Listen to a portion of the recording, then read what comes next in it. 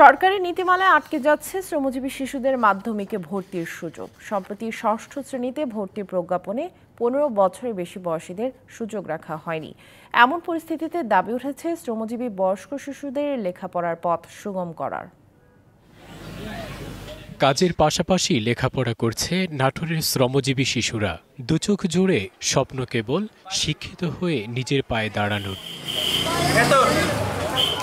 স্থানীয় বয়স্ক শিশুদের স্কুল স্বপ্নকলি থেকে এবছরই 5ম শ্রেণী পাশ করবে অনেকে।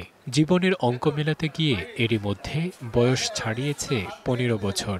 বয়সের বাধায় দেখা দিয়েছে ষষ্ঠ শ্রেণীতে ভর্তিতে অনিশ্চয়তা। 15 বছর পর আর স্কুলে ভর্তি নেবে না, এই জন্য আমার আরও পড়ার ইচ্ছা আছে। 15 বছর পার হয়ে গেছে আমার, তো হাই স্কুলে ভর্তি নিতে চাচ্ছে না।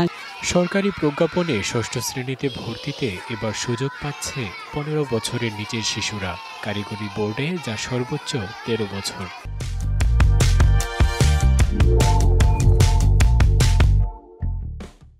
আমরা খুব গরিব মানুষ, আমাদের ছাল পালের সময় মতন স্কুলে ভর্তি করাতে পারিনি।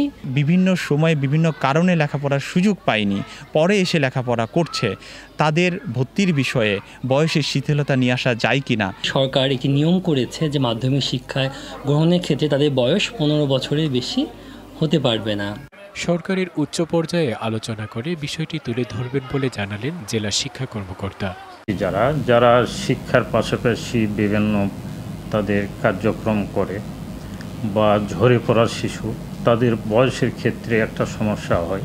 পড়াশোনা যেন কোনো ব্যাঘাত না হয় এই বিষয়ে আমি আমার ঊর্ধ্বতন অধিদপ্তরকে অবহিত করব। নাটোরে বয়স্ক শ্রমজীবী শিশুদের নিয়ে কাজ করা প্রতিষ্ঠানের সংখ্যা 356টি। পরিসংখ্যান ব্যুরোর জরিপে 2022 সালে দেশে 17,76,000 শিশু শ্রমে যুক্ত ছিল, যাদের অধিকাংশই লেখাপড়া না শিখে ঝরে পড়েছে। DBC news desk.